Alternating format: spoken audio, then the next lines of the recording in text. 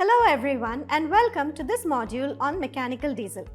In this video, we are going to learn to remove alternators from the vehicle, dismantle and clean them, check for defects, then assemble and test the motoring action of the alternator, and finally fit them in the vehicle. At the end of this video, you will be able to locate the circuit from the alternator to the battery, remove the alternator, dismantle the alternator, check the stator, check the rotor, check the diodes, check the condition of the brushes, check the slip rings, and assemble the alternator. Let us collect the tools, equipment and machinery required to do this. Trainees toolkit 1 number, socket spanner set 1 number, 12 volt lead acid battery 1 number, diesel engine 1 number, multimeter 1 number, kerosene as required, emery paper as required, bunion cloth as required, grease as required, diodes as required, test lamp and cables as required.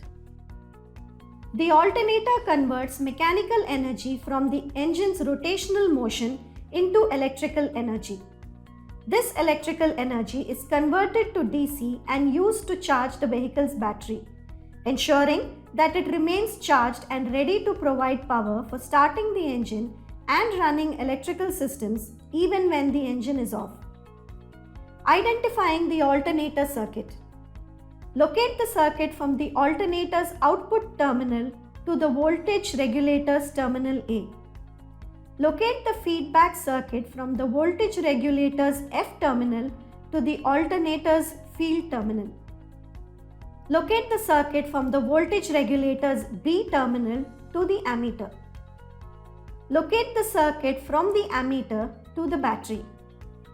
Locate the circuit from the voltage regulator's A terminal to the indicator lamp. Locate the circuit from the indicator lamp to the ignition starting switch. Locate the ground connection. Locate the circuit from the ammeter to the ignition starting switch. Removing the alternator. Mark a line across both the end shields and the stator to facilitate alignment during reassembling. Remove the cover securing studs and nuts and lift the cover. Disconnect the regulator and positive and negative leads.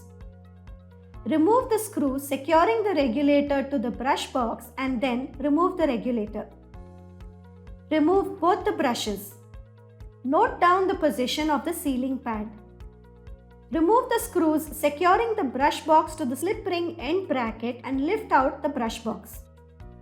Release the stator winding cable ends from the rectifier by applying a hot soldering iron to the terminal tags of the rectifier.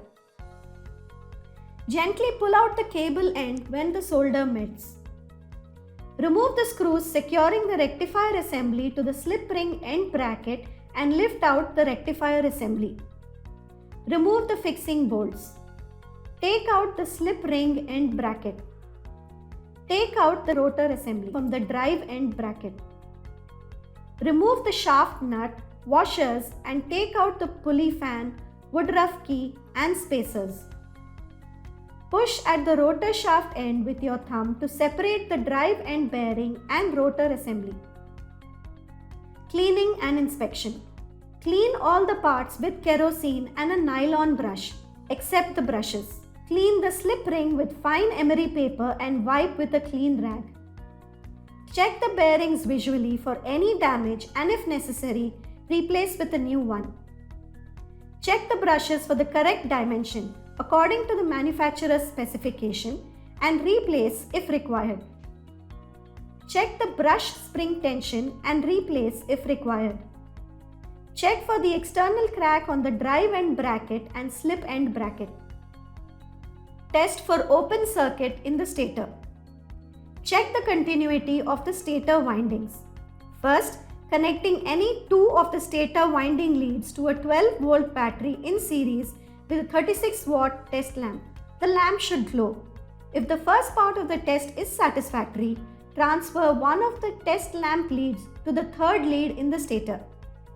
The test lamp should glow. If there is any damage or burning or overheating of the winding, Renew the stator assembly. Set the digital multimeter in continuity mode. Place it between the stator leads one by one and ensure a beep sound occurs in the multimeter. If no beep sound occurs, conclude that the stator winding is defective or open circuited. Test for short circuit in the stator. Check the insulation of the stator windings by connecting a 220 volt AC mains with a 220 volt 15 watt test lamp in series between the stator laminators and each one of the 3 stators lead one by one. The lamp should not glow. If the test lamp glows, then the stator winding is defective, so renew the same. Set the digital multimeter in continuity mode. Place it between the stator leads and lamination and ensure no beep sound occurs. If a beep sound occurs, conclude that the stator is defective. Test for short circuit in the rotor. Check the rotor winding insulation by connecting a 220 volt AC mains with a 220 volt 15 watt test lamp in circuit between either of the slip rings and the rotor body. The lamp should not glow. If the lamp glows, then the rotor winding is defective and the rotor assembly needs renewal. You can also use a multimeter. Set the multimeter in continuity mode and place it between the slip ring and the rotor body. Ensure no beep sound occurs. If it does happen, then the rotor winding is defective. Rewind it. Test for open circuit in rotor winding.